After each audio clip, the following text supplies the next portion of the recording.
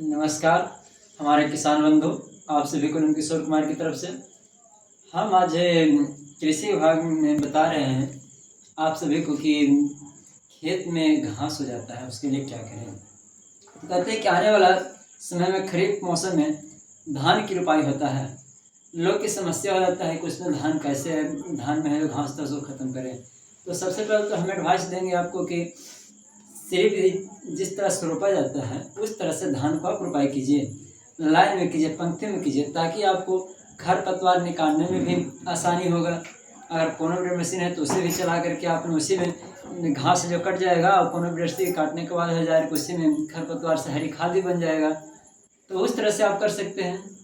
ढैंचा का भी प्रयोग कर सकते हैं। मोरी लगाए थे, धान रोपने से पहले ढैंचा बुन दीजिए खेत में, और ढैंचा को है जो उसको जोत करके सड़ा दीजिए, सारा चीज़ है जो, तो उस पर काम कर सकता है आपका कि खाद भी हो जाएगा और घास में खरपतवार कम होगा। तो खरपतवार हो जाता है उसको अगर नहीं खेत में से तो होता है तो फिर निकाई कीजिए, गुड़ाई कीजिए, वो सब करते हैं, ठीक है। अगर उससे भी नहीं होता तब रासायनिक दवा का उपयोग कीजिए। हम बताते रहे कि धान के फसल में कौन सा दवा है जो देंगे, किस मात्रा में देंगे। होता क्या है कि लोग मात्रा का उपयोग नहीं करने से फसल नुकसान हो जाता है, इसलिए आप लोग मात्रा में उपयोग कीजिए। देखिए हमने बता रहे हैं कि धान की सीधी बुआई रोपाई जो धान होता है उसमें कौन सा है जो दे सकते हैं।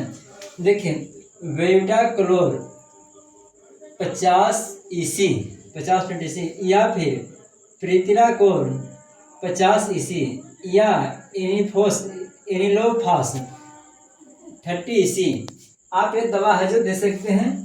वेटाक्लोर है जो 3 लीटर और प्रीतिलाकोर 1.5 लीटर, एनिलोफॉस 1.25 लीटर। कहते हैं कि यह दवा का है जो कितना उपयोग करेंगे, तो ये मात्रा हमने बताया जो हेक्टेयर के लिए, 1 हेक्टेयर में देना है तो 3 लीटर दे सकते हैं, 1.5 लीटर दे सकते हैं और 1.25 लीटर है दे सकते हैं। तो कितना पानी मिलाएंगे, तो कहता है खेत में नमी होना चाहिए। और देखिए बुआई के कब दे सकते हैं, वेटाक्लोर या ये सब तीनों में से कोई कैसे यूज कर सकते हैं। तो कहता है कि धान की बुआई के 2 से 3 दिन के बाद, यानी जब धान रोपते हैं तो उसके 2 से 3 दिन के बाद पर्याप्त नमी जब खेत में है, यानी पटा हुआ है खेत, नमी है, गीला है उस मात्रा में, तब आप ये 3 में से किसी एक का भी आप उपयोग कर सकते हैं। 700 से 800 लीटर पानी में उसे घोल दीजिए, अच्छी तरह से मिला दीजिए और उसको है जो स्प्रे कर दीजिए खेत में।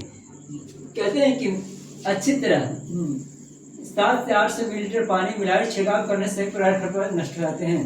कहता है या रोपाई के 3 से 4 दिन के भीतर, कहता है कि रोपाई के 2-3 दिन के बाद या रोपाई के 3 से 4 दिन के अंदर भीतर अनुशंसित रसायन को 100 किलोग्राम, कहता है कि 100 kg यानी 1 क्विंटल बालू में अच्छी तरह से मिला दीजिए। उसे मिला करके छिड़काव कर दीजिए खेत में।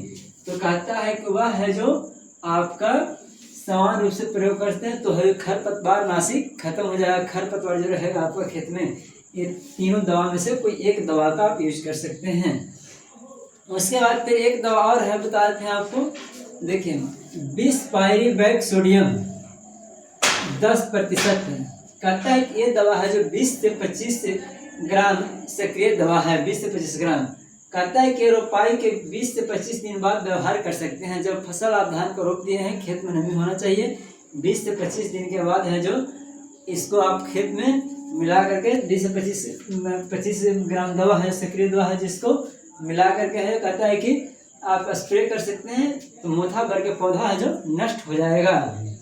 कहते हैं कि हम उसके बाद फिर 2,4-D, सबको जानते हैं करीब 2,4-D इथाइल ईस्टर लवण, कहता है कि 38 EC 1.30 लीटर है जो आप 1 हेक्टेयर के लिए उपयोग कर सकते हैं। कहता है कि इससे क्या है, तो चौड़ी पत्ती वाला घास है, चौड़ा पत्ता वाला घास वह खत्म हो जाता है, लेकिन खेत में नमी रहना जरूरी है। चौड़ी पत्ती वाले घास बहुत सारे उपयोग करने पर खत्म हो जाता है। अब आपको बता रहे हैं कि अगला है साइलोफोप 10 EC, कहता है कि 750 मिलीलीटर, कहता है कि ये 750 ml दवा है जो आप उपयोग कर सकते हैं 1 हेक्टेयर के लिए। कहता है कि यह घास कुल के खरपतवार को प्रभावी नियंत्रण हेतु खड़ी फसल में 400 लीटर पानी में मिला करके घोल करके बुआई के जब धान रोप देते हैं तो उसके 15 से 20 दिन के बाद कहता है कि छिड़काव करें।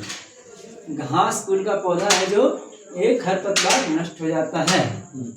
कहते हैं कि अगला है गहरे पानी वाला धान। कहते हैं कि ढेर नीचे पानी, जो ज़्यादा पानी उसमें लगता है धान में, उस धान वाले में क्या उपयोग कर सकते हैं, कौन सा दवा उपयोग कर सकते हैं?